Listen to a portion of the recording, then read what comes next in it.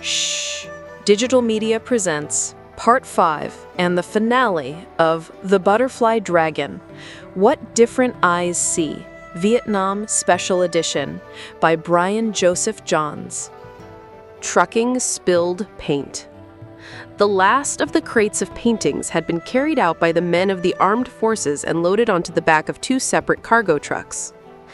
Guoc Phuong had tried her best to negotiate a deal with the lieutenant and his sergeant, but to no avail. Their orders were from near the top, and they were to become the property of the state and protected under the Secrets Act of Vietnam. After the paintings had been loaded into the trucks, the platoon poured into their own military vehicles and accompanied the transport of the paintings to a base just on the outskirts of Hanoi. As the trucks left on their journey, Hey Lin and Monique landed nearby the bunker. "I think the coast is clear. I could check out the entire bunker in less than 3 seconds if you want," asked Monique. "Do it."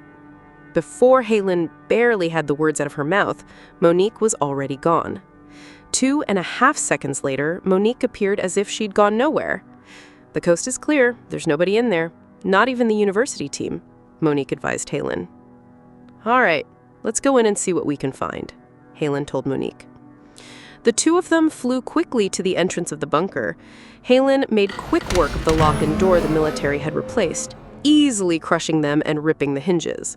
She tossed the door aside and walked in. "Need some light, boss?" Monique asked, suddenly transforming into her light form, quickly illuminating the interior of the bunker. "I was going to say no, but thank you anyway," Hey Lin responded, looking around with her draconic senses. "They've removed all of the crates. All but one," Monique mentioned. "Let's see it." Hey Lin found her way to the main room within the bunker, making her way over to the only remaining crate. She touched it and immediately saw the convoy of trucks traveling a large road, eastbound out of the city. "They're taking them to a nearby facility for storage. Let's go," Hey Lin told Monique. They quickly exited the bunker, not bothering to replace the door. Another moment, and they were both into the air, in flight, speeding towards the convoy. "I'm going to need you to cover for me when I try to get in that truck," Hey Lin yelled to Monique as they flew. "No problem. I'll block their line of sight," Monique suggested. "All right, let's go." Hey Lin dove at the second-last truck in the convoy as Monique ran cover for her. Monique transformed into a black cloud of mist, spreading herself thin enough to block the view of the other trucks, keeping watch, while Hey Lin flew in the back of the truck, looking for the crates. She suddenly stopped when she realized that she jumped into one of the transports. She suddenly found herself surrounded by a truck full of burly soldiers. The nearest of them quickly jumped on her, attempting to overwhelm her and pin her on the floor of the truck. She resisted, easily throwing 3 of them from her right arm to the front of the truck, then launched herself into the air through the ceiling of the truck as 2 of the soldiers managed to cling to her legs. She flew upwards 20 feet from the top of the truck, matching the vehicle's forward speed. She then kicked the 2 soldiers from her legs. They fell the 20-foot distance back into the truck from whence they had come, with only minor injuries. "That didn't exactly turn out the way I wanted," Hey Lin yelled, hoping Monique might hear. Instead, Monique remained in her mist form, obscuring the view of the other trucks. "I've got to find the right truck before they alert the others," Hey Lin thought out loud. On a whim, she quickly flew towards one of the other trucks closer to the center of the convoy. As she flew in the opening at the back of the truck, she observed that it only held crates. "Now we're talking," she thought out loud once again. She opened one of the crates, touching the first painting she could reach. Nothing happened. "Where is that mischievous dragon when I need it?" She tried one of the other paintings. Once again, nothing. She closed the crate and opened another, firmly grasping at the frame of the first painting within. As she did, she was suddenly transported to a distant time in the not-so-long-ago past. She was looking at a canvas. Hey Lin floated backwards to see that it was a teenage girl with a paintbrush in hand. Hey Lin examined her and saw that she was Vietnamese. She was thin, somewhat gangly, and yet driven to finish her work on the canvas. Hey Lin felt it as the girl's aura was powerful. She spied a Roman calendar on the wall and noted that it was June 13th, 1987. On the wall beside the calendar was a flyer that appeared to be some kind of state propaganda. The poster read, "Renewal."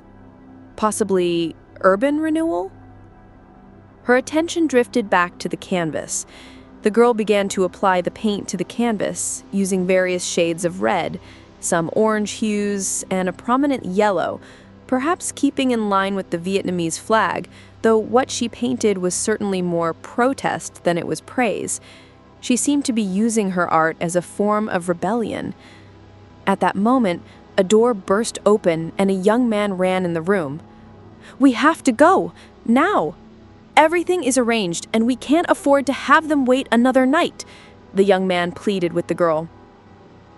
"I'm not going with them, Du. I want to stay here. This is my home," she screamed back at him. "Quiet. They'll hear and come take us away. We have to go now, Yen." Du urged Yen with all of his heart. She stopped a moment as tears filled her eyes. She then screamed, throwing her brush at the wall as she broke down. "I'm going to start the rickshaw. It's loaded with all of the food. I'm leaving in 3 minutes. I'll miss you," Du told Yen. He then turned around and walked out of the door. Yen slumped to the floor, still crying. She looked around the room she'd lived in secretly for so many years of her life as a youth. She stood, taking a look at her finished painting. She then found another paintbrush, a thin one. She then signed the painting, V. Kanara. Yen made her way to the corner where she retrieved a familiar work of art. It was the first painting Halen had seen in her initial vision. A divided country where the red of north fought the yellow of south. In the middle of the painting, a solitary half-star bound by a heart bridged the red and the yellow together. "Goodbye, my troubled friend," Yen spoke to the painting. She stood looking at the painting and her paints for the last time. She went to another one of her finished works, picking it up and tucking it under her arm. Then she left through the same door as Du. Moments later, Halen could hear the sound of the rickshaw driving off, and she was suddenly returned to the back of the truck. Halen ripped the painting she'd just touched out of the crate and immediately began searching. She turned the painting over and examined all of the nails and bindings, keeping the canvas bound to its frame. On one of the corners, she found that the canvas was excessive, folded over several times. She unfolded the canvas and within found an old piece of paper that had faded with age. On that piece of paper, she found a list. It was a long list of what she presumed to be names, perhaps 100 or more in all. At the top of the list, she saw a title, as in the title given a person for their vocation or job. The title was that of captain. The 2 words beside it were also in Vietnamese, but thanks to the deterioration of the paper and the fact that it had faded, the name was illegible. This is a manifest. For what? Halen held the paper in her hand as the truck gently rocked back and forth. There was a sudden startling sound as Monique appeared beside Halen. "Boss, they just figured out you're in this truck. They're slowing the convoy and readying their weapons for a fight. We'd better go." Monique urged Halen. "Grab a painting in each hand and fly as fast as you can for Miss Huevan's estate. I'll meet you there. Stay hidden until I arrive." Halen ordered Monique, who immediately complied. With a painting in each of her hands, Monique flew at near the speed of light for Miss Huevan's estate, arriving in less than a second. Halen grabbed herself the painting she'd just touched and another one randomly from the same box. Then she flew out the back of the truck as the convoy slowed to stop. By the time they arrived at the truck she'd just vacated, she was already 4 kilometers away. She tucked the 2 paintings under her one arm, and with the other, she called Alicia. "Have Thuk drive you and the rest of the delegation to Miss Huevan's estate. I think we're gonna meet there and wrap this whole thing up." Halen spoke over the smartphone. "All right, we're leaving now. They're not gonna be happy, but we'll meet you there in about 40 minutes, Alicia promised Halen. She then used the voice recognition of her phone to dial the number of a contact she had at a Canadian news media outlet. Hi, Janice, this is Haylin. Haylin Yates, she spoke into the phone. Hi, Haylin. Long time no speak. Are you in a wind tunnel? 'Cause I can barely make out what you're saying. Janice, an investigative journalist friend of hers, responded. No, I'm just flying over Hanoi, and I guess the engines are kind of noisy where I'm sitting. Look, I need a favor. Could you look up any references to the names Yen, Tien, and Du Duong in North America between 1986 and 1988? They're Vietnamese, if that helps. Haylin spoke up in an elevated voice. Sure. Give me a second here. Janice navigated to her company's internet search system. There was a pause as Janice scanned the results. I've got several references to Duong, a lot of them sports-related or local community interest stories. In both the United States and Canada, Haylin responded. Can you narrow it down with the keyword refugee? Asked Haylin. As she lost her grip on one of the paintings, she watched as it tumbled in a flat spin, falling toward the jungle canopy below. Did you say referee? Janice confirmed as Haylin folded her wings, turning and diving after the falling painting. No, I said refugee. Haylin reached out for the spinning painting, just missing it. What? I can barely hear you. Are you having aircraft problems? Janice asked her. Just a bit of turbulence. I said refugee. Haylin raised her voice an extra decibel for Janice as she still pursued the painting on its rapid spinning descent. Oh, refugee. I'll try that. Janice typed into the internet's search results filter. Haylin made another attempt to grab the painting, this time using the pause in their conversation to focus her skills. Her hand moved fast and snatched the painting by the frame without damaging it. She stopped in mid-air, hovering with the phone pinned against her shoulder, examining the painting for any damage. Whew, that was close, Haylin thought aloud. What's that? Janice asked. I said, oh, look at that, we're having chicken roast for lunch. Great flight, but the pilot's a little clumsy. Haylin responded quick on her wit. Found it! There's one entry with those two names and that filtering term. What's the story? Haylin yelled. They landed on Vancouver Island in the 1980s, early 1988 to be exact. They requested asylum under the Immigration and Refugee Protection Act. Hence, their names were withheld from any news publications of the time, Janice explained. Does it list the captain's name? Haylin asked, still hovering in the air. Yes, it does. His name is Hang Chi Kwan. Haylin kept the phone pinned between her face and shoulder.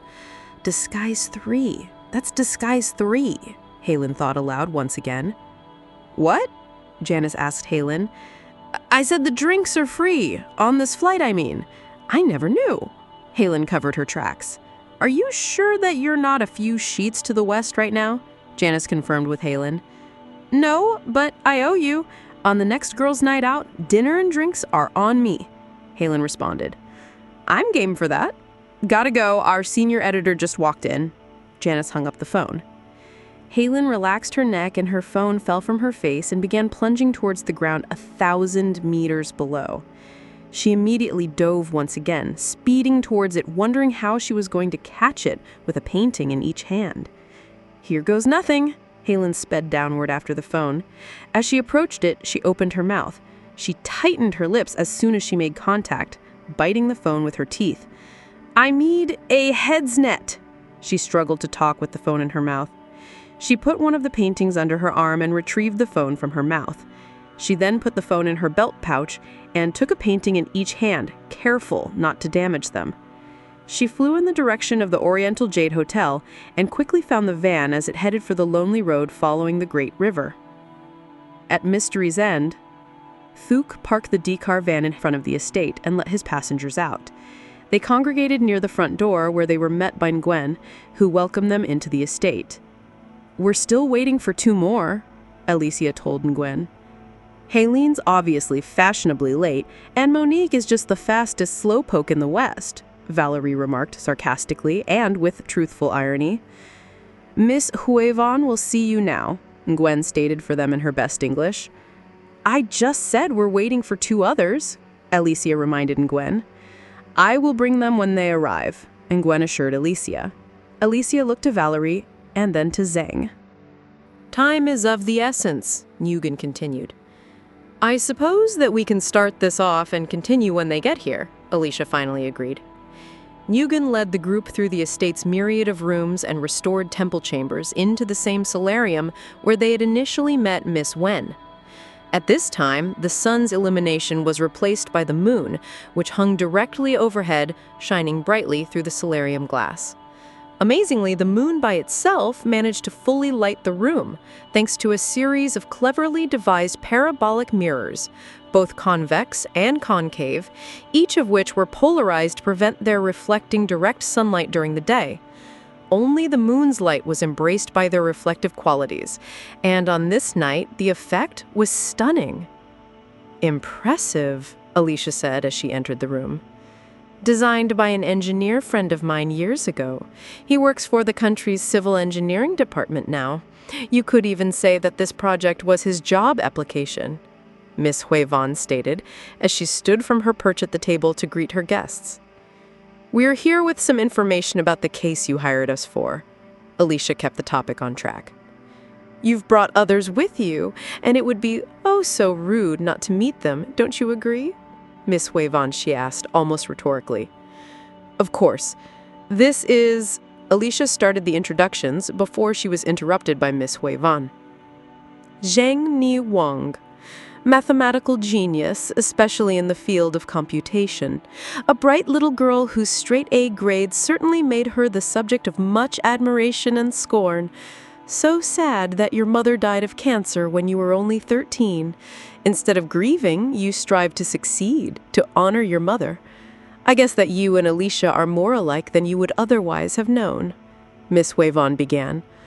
I forgot to tell you she does this. Alicia looked down, shaking her head.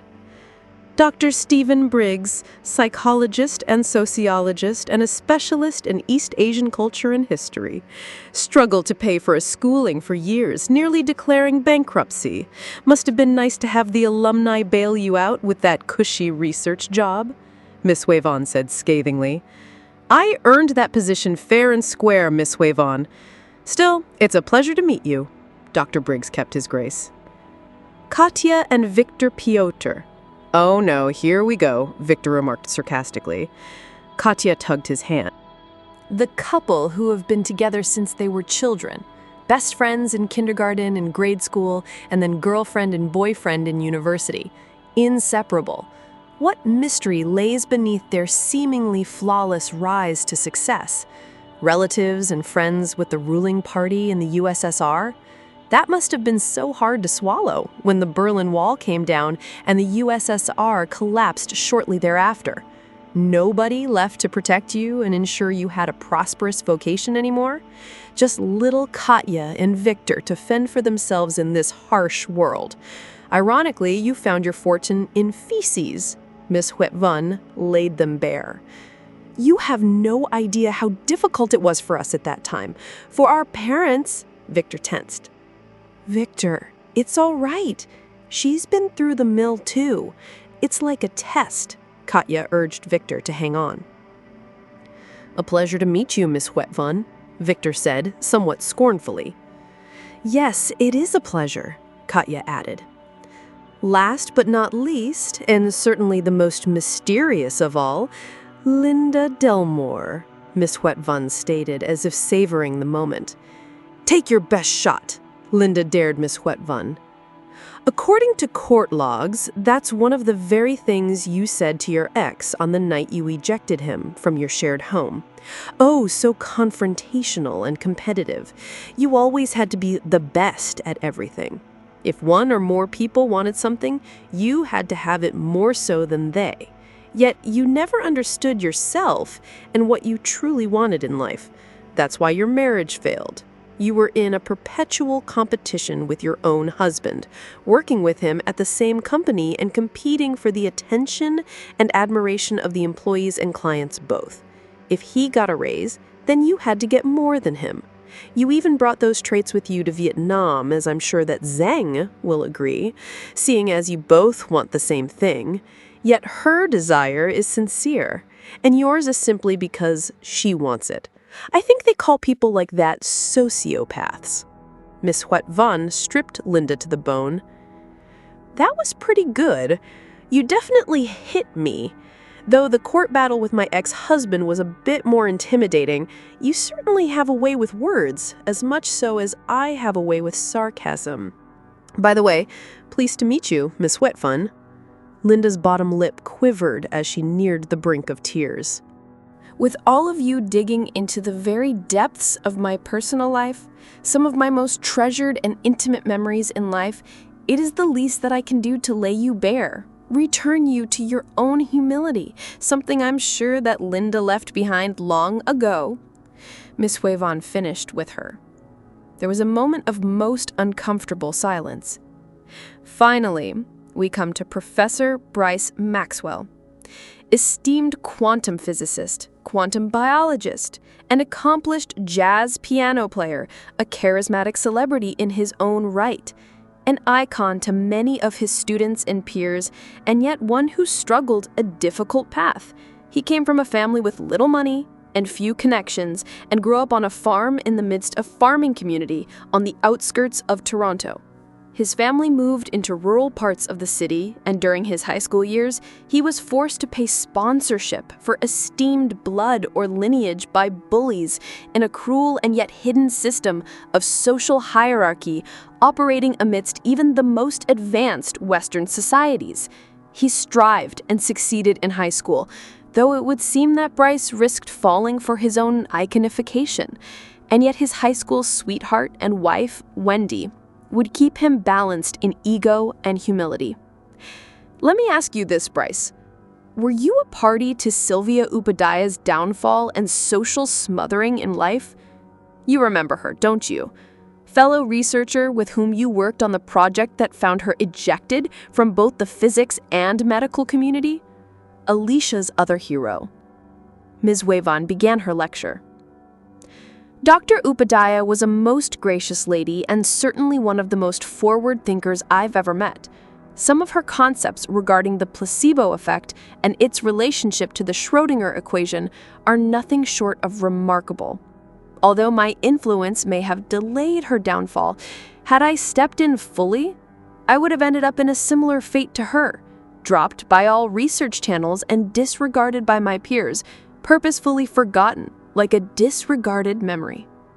There are some things in life that you take on directly, and some that you take on with your ability to open the eyes of those you influence. At that time and in that situation, I chose the latter, while Sylvia chose the former. Bryce explained in his own defense. He spoke not as much for himself and his own esteem, more so out of his father-like concern for Alicia, her well-being, and most importantly, her peace of mind. It's all right, Bryce. I knew in my heart of hearts that you had nothing to do with that, Alicia assured her inspiration and hero. Please, make yourselves comfortable. The tea is on its way. So, what is this information you wish to bring to my attention? Miss Huet Van asked. You have a way with guests. Glad to see that the interrogation process is over. On to the torture, then? Asked Linda, remaining consistently defiant as she'd been in her previous statement. We've uncovered a lot with regard to the search for your baby girl, though there are still many missing pieces. We do have some solid theories based upon the evidence and witness accounts. Alicia sat down at the table and pulled her tablet from her purse. Then explain in words. We'll look over the details later, Miss Huet Van requested. All right. Sometime in 1962, a teenaged farm girl who works both in the rice fields and driving deliveries of goods to market is hired by the North Vietnamese Intelligence Unit to work as an operative for their operations in Hanoi. She isn't told directly whom her employers are, just that they are part of the North Vietnamese government and the people who oversee the collectivization of food distribution, as per their political mandate. Please do go on, Miss Huet Van insisted.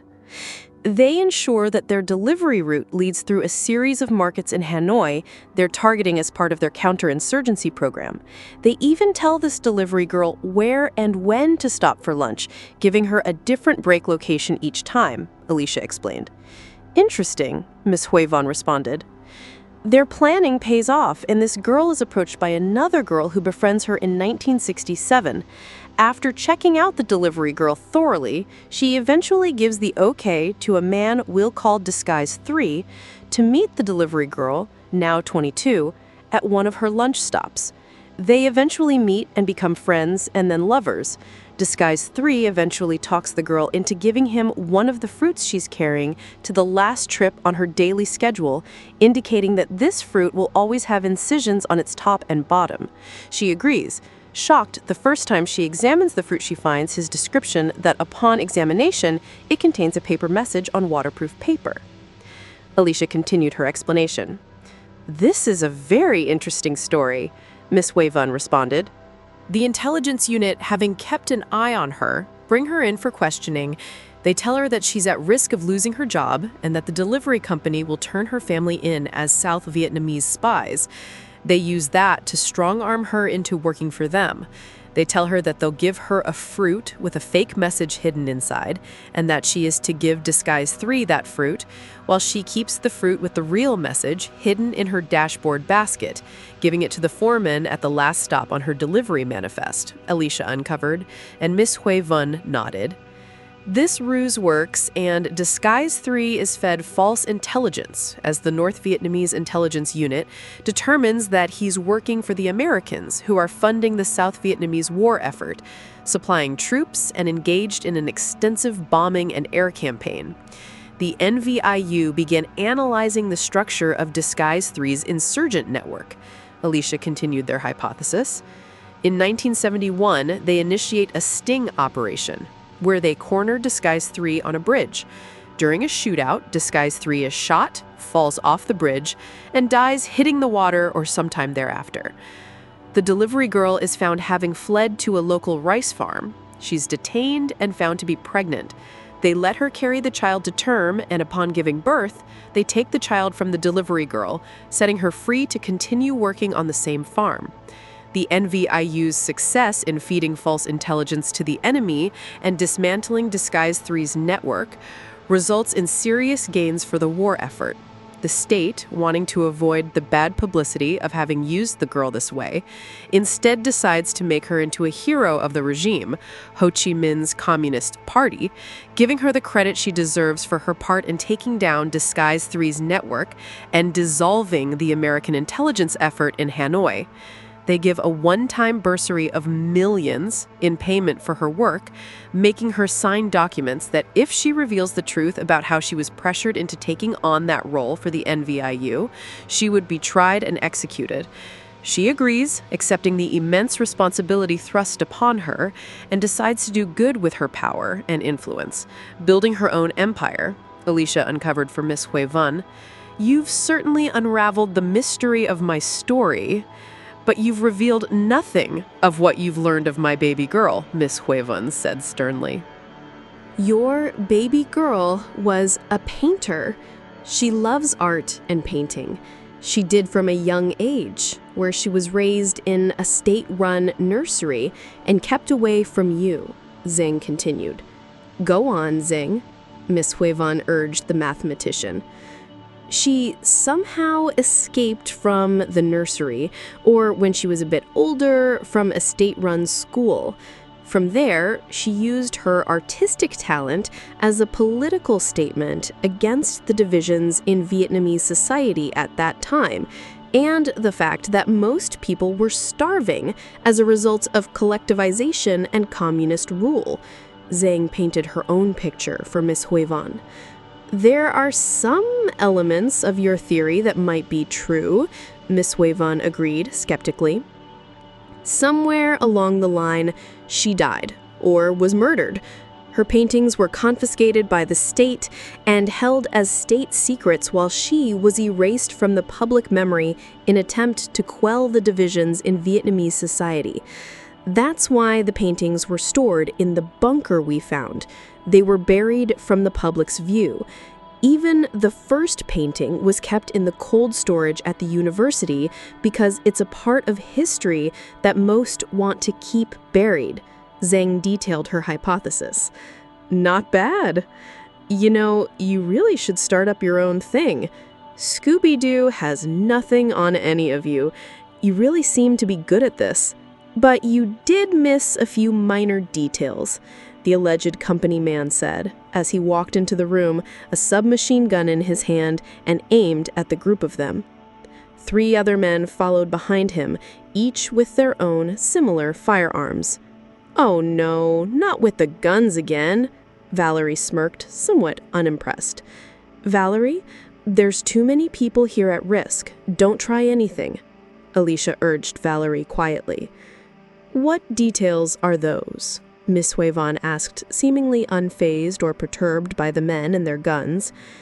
"This is a bit more complicated than you think.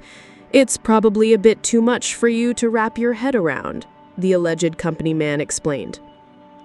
"You love to talk. Enlighten us," Valerie pushed him with her words. "You're mouthy. Did anyone ever tell you that?" The alleged company man pointed his gun at her. "All the more to kiss," Valerie responded with wit, more so than brawn, having heeded Hyland's advice. So you missed a few details along the way, and it just so happens that I have a theory about what really happened, and from a much different perspective. You see, it's true, I am a company man, just not the company that you're thinking, the alleged company man boasted. "You mean that you're not CIA?" Alicia confirmed with him. "Hate to break it to you, I'm not. Never was. However, like your friend Miss Hoover Dam here, I have my own contacts in the Vietnamese government. You see, I've been doing business with them for a long time, a family-run business. My father gave me his contacts, and I continued the family business from there," the company man explained to them. "What business is that?" Alicia asked. "Why, the biggest business in Vietnam. Human cargo. Or at least it was until renewal. These so-called reforms, or renewal, which basically saw Vietnam reinstitute its free market system, meaning that starvation was no longer a problem, seeing as there was incentive for farmers to bring food to market to earn money. The more they produced, the more money they made. Unfortunately, in my family business, that reform had dire consequences, because instead of fleeing the country, South Vietnamese sympathizers were starting to take part in their new communist country. A free market brings with it a lot of opportunity. Ask Miss Hoover Dam here. She built a business empire here, employing many people in her markets and spas. Unfortunately for my business, it didn't help at all. My father died poor and drunk while I tried to carry on the family business, expanding into other ports of call, looking for any crisis in the world that would bring business. Myanmar has been a windfall for me. So many people fleeing that they're willing to pay just about anything to leave and get a trip to the West, the company man explained. "You're a human trafficker?" Alicia said in disgust. "No, more like a human cargo specialist out of work. I'm doing everything I can to change that, though. You see, Miss Hoover Dam's little project here has opened up some deep wounds in this country for me to create turmoil and exploit," the alleged company man, ergo human cargo specialist, replied. "He's going to use Miss Hui Von's effort to uncover her truth to create dissension and possibly war in the country and bring about scandal in the government in order to increase demand for his services," Zhang noted. "Precisely. Something that you didn't know, Miss Hoover Dam, is that the man you call Disguise 3, whose real name is Han Chi Kwan, worked with my father," the human cargo specialist explained. "You mean Disguise 3 was a human trafficker?" Zhang confirmed what she'd just heard. "No, he wasn't. He worked with many who could get persecuted South Vietnamese public figures to the safety of amnesty in other countries. But he wasn't a trafficker," Halen said from behind the company man. "Well, well, look who decided to show up. I was wondering where you were." The human cargo specialist turned to face Halen. "Perhaps you'd like to join your friends so that nobody gets hurt?" The human cargo specialist ordered her to join her friends in the room.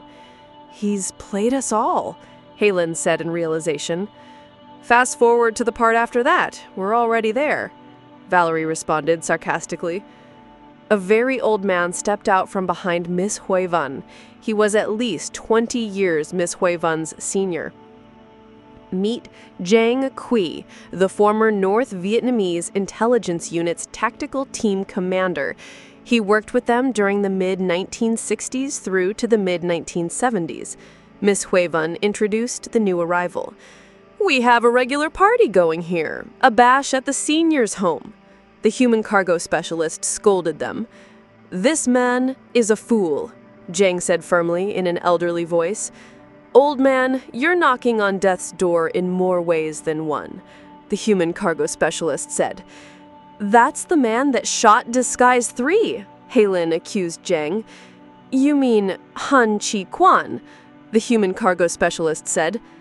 Han Chi Quan was a regular in the South Vietnamese Armed Forces.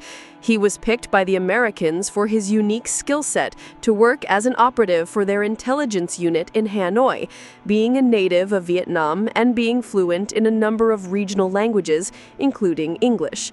The problem is that he was sold out by the company man's father to the North Vietnamese government, who shared that information with the North Vietnamese intelligence unit. Company man's father was paid a sizable sum for that information. His father then took that money and bought numerous boats, barely seaworthy, and charged exorbitant prices to those fleeing South Vietnam. Giang exposed more of the human cargo specialist's filth. "That's how I learned about Han Chi Quan. The intelligence unit director gave my unit the task of dismantling Han Chi Quan's network in Hanoi. I hired Miss Hui Wan for that task, though. I didn't tell her what she was doing. She trusted me and did everything I asked on trust alone." Zhang explained it from his perspective. "You killed that girl's father," Halen accused Zhang once again. "I did many things in my life that I regret, but what I did with Han Chi Quan, I'll never regret," Zhang told them as a tear welled up beneath his left eye. "You hunted down a man, and when he was at your mercy, you shot him." Halen came back strong at Zhang. "No, that is not what happened," Zhang cried. "Then what?" Halen pressed the man. "I pursued him on the bridge that day. He was trying to escape on a stolen auto rickshaw. I had another team on the other end of the bridge, and I radioed them to collide with the rickshaw in order to stop it." Zhang told his story. "They did, and we quickly pulled our vehicles up and surrounded Han Chi Quan. He raised his hands and waited for me to get close enough to him. I asked him to turn around and show me his back. He started to turn and disarmed me with a swift kick. He even caught my gun in mid-flight and used it to detain me as a hostage. He was very skilled," Zhang told the group. "Get on with it, old man," the company man urged Zhang. He then leapt over the rail of the bridge. One of the snipers from my unit took the shot and clipped Han Chi Quan as he was in the air. Fortunately, it was only a superficial wound, lucky for him. I ordered my team to hold the bridge and not to pursue me. I told them I had to finish Han to protect the country, Zhang said as he recalled that day. I ran to the end of the bridge and climbed down to the shore of the river. When I got there, Han was out of breath, on his stomach. I ordered him to turn over. He complied. I told him what I must do, and he faced me with courage and determination I'd never seen in the eyes of any man. I leveled my gun at his head. I pulled the trigger. Once, twice, 3 times in total. All 3 shots had landed, hitting their target precisely 10 inches from his head. We stared at each other for a long while before I said to him, "There, you're dead. You're free to go, but be very, very discreet and don't come back." Zhang confessed to those in the room. "I thought you killed him," Halen said as a tear fell from her eye. "Kill him? How could I? He's the father of my daughter's child," Yang told them. "You mean Miss Hui Wan is—" "Yes, she's my daughter," Yang told them as he moved closer to Miss Hui Wan, taking her hand. "Where is your granddaughter, Miss Hui Wan's daughter?" Alicia asked. That's what we hired you to find out, Yang admitted to them. I hate to break this to you, but we're going to have to cut this whole deal short. You see, in about half an hour, this estate is going to explode as part of an attack by Vietnamese reformists, and everyone inside will be killed. At least, that's what the investigators will be led to believe. Don't worry, though. You won't feel a thing. You'll all be long dead before then. This will be the first measure to instigate another civil war, hence bringing many opportunities for the business of war to bear on this nation, the human cargo specialist stated. Rather than Miss Wei Vun's business of peace and compassion, Halen turned to the human cargo specialist, something for which I, as a member of the armed forces, have fought to protect all of my life, Yang added. Sorry, but we all have to die sometime. The human cargo specialist opened fire. In the first 100th of a second, Halen's wings expanded out from her back, covering everyone in the room, shielding them from every shot. Her skin simultaneously turned draconic, as hardened metal scales covered her body, shattering every round that hit her. At nearly the same time, or even shortly before, Monique transformed herself to darkness, flying instantaneously around to where the human cargo specialist and his cohorts had begun opening fire on the room. As soon as Halen's wings were protecting everyone in the room, Monique burst into light with a thunderous clap, blinding the human cargo specialist and his gunmen. Alicia cartwheeled out from under Halen's protection, landing by the nearest gunman. She twisted his firearm, directing his firearm away from his targets in the room, and he followed her motion, unwilling to relinquish his weapon. She led him directly face first into one of the stone walls. He hit it with a thud, as Alicia followed through with her motion, using her momentum to snap the gun in two. Valerie had hefted a stone statue from a foundation, ready to pitch it at the gunman. "No, not that, please," Miss Wei Vun exclaimed. Valerie shook her head in frustration with Miss Hui Wen, gently placing the statue back on the ground and instead walked over to the still blinded gunman. She lifted one in each hand, slamming them together hard enough to rend them unconscious without breaking their bones. The human cargo specialist, being the only one left, pulled a handgun from his belt when his submachine gun had run dry. He leveled the gun at Halen's head, attempting to aim for her eye. As he squeezed the trigger, Xiang had found a position from where he could take his own shot. His first round pierced the human cargo specialist's forearm, spinning him, sending his shot harmlessly into one of Halen's protective wings. The second shot hit the other arm near the shoulder. He then fell over, writhing in pain. The dust settled, and the room became silent. Halen's wings disappeared into her back, and her draconic scales withdrew into her body. Everyone seemed to be unscathed, but the human cargo specialist. They'd survived, and more importantly, they'd won. Father and daughter. "You didn't even give any help to Alicia, and you're a doctor," Linda scolded Dr. Briggs. "I'm just not that kind of doctor," Dr. Briggs admitted. Alicia stood as she finished applying a field dressing to the human cargo specialist's wounds. That should keep him safe for his trip to the hospital and then to prison. Alicia wiped her hands with a wet cloth Nugan had brought for her. "Not bad. Restrained and detained," Monique remarked. "De-brained, too," Valerie added her own 2 cents. "The ambulance and police are on their way." Tuk came and told them as they returned to the solarium. "Very good, Tuk. Thank you. That will be all," Miss Hui Vun told Tuk. Tuk turned and left the solarium as Miss Hui Vun directed her attention towards Halen. "I am impressed with your unique abilities and those of your friends. The rumors I've heard are true. You really are the butterfly dragon," Miss Hui Vun said in admiration, perhaps even gratefully so in her own way. "Did you send the dragon Welther Whisper to bring down our flight?" Halen asked. Miss Hui Vun paused to choose her words carefully, and then she spoke. "The dragon speaks of you highly, yet often alludes to the veil engulfing you that obscures the truth of reality from your awareness. You didn't answer me. Halen pressed the matter. I implored the dragon to do what was necessary so that the future of which it was already aware could be achieved. Had it not intervened in your flight, then you'd have continued on to Ho Chi Minh City, where the bigger problems here in Hanoi and the traffickers' plot would remain, and have succeeded, possibly throwing this country into a civil war. Miss Huevon explained what was at risk.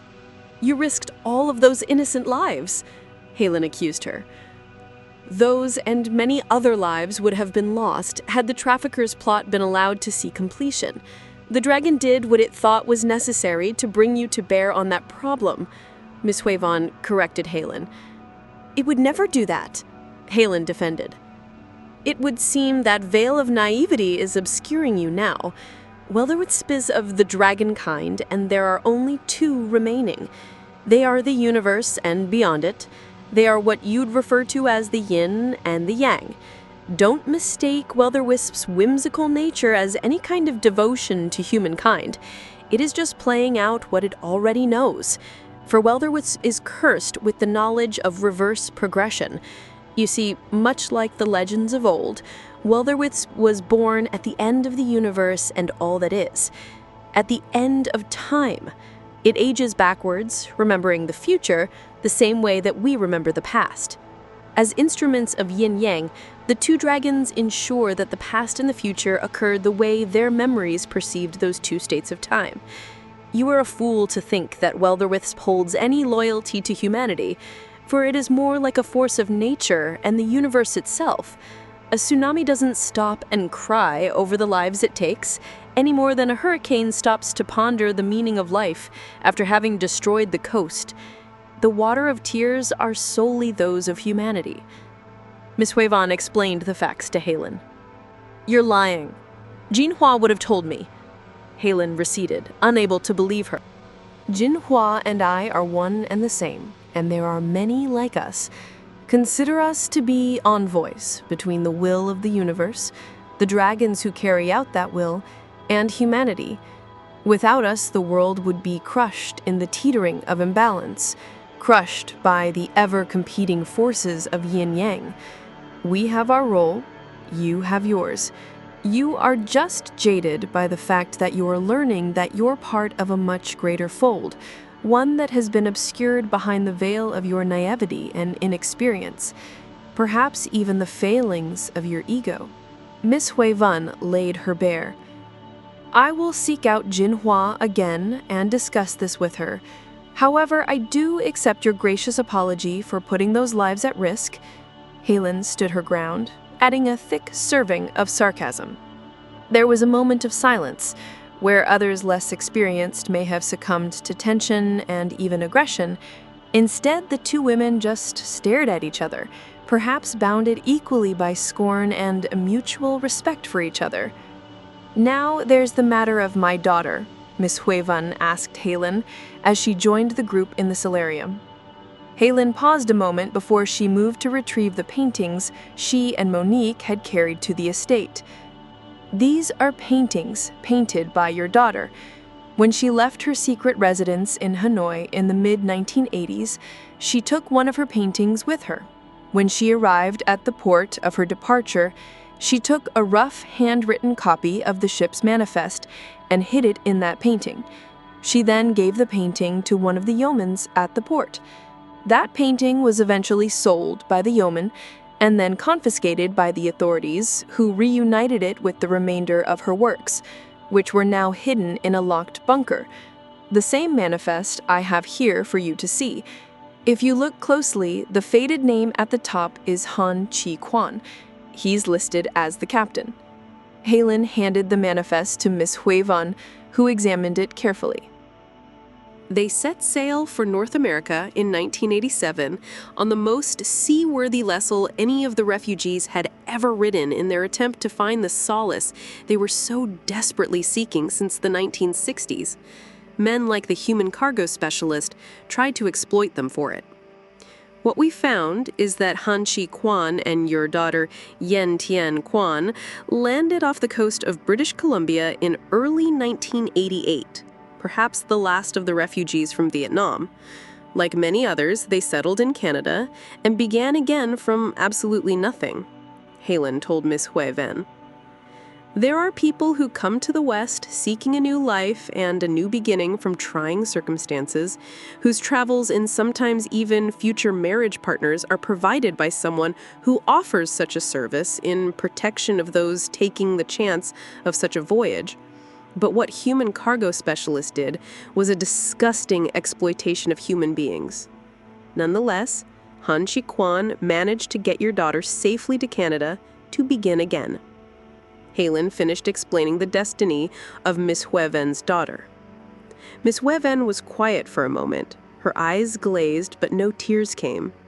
Helen surmised that perhaps Miss Hui Ven struggled in an attempt to refrain from showing any weakness in her presence.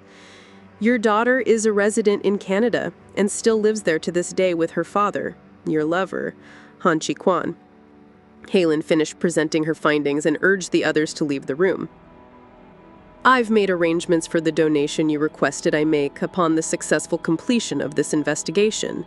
$2 million will be invested in organizations focusing on education, job training, and entrepreneurial development, Miss Hui Ven told Helen. Helen simply nodded and left the solarium, making her way to the front of the estate. Miss Hui Ven sat alone and contemplated the outcome. The members of the delegation left Miss Hui Ven in peace, following Helen to the front of the building where they organized themselves before their trip back to the Oriental Jade Hotel. Thousands of kilometers away, in the city of Victoria, British Columbia, Canada, in a backsplit bungalow just off of the Pacific Ocean, a phone rang. The sound of footsteps began in another part of the house, picking up pace on the second ring, and then rightfully hurried on the third. Hello? A young man, 22 years of age, answered the phone. May I speak with Yen? A woman's voice on the other end asked in Vietnamese. Grandpa, can you take a call? They're asking for Mom, and I think she's sleeping, the young man asked his grandfather. Sure, bring the phone to me, the grandfather requested. The grandfather, an elderly man, sat on an overstuffed chair where he'd been reading a book. The young man brought the phone to him, and he put it to his face. Hello? Han speaking. Han Chi-Kwan answered. There was a moment of awkward silence as Han heard the sound of crying on the other end of the phone. Hello? Are you all right? Do you need help? Han became concerned, leaning forward in his chair. A few moments later, there came a soft reply. I am Hui Van. Do you remember me? Miss Hui Van asked as she wiped tears of joy from her eyes. The end.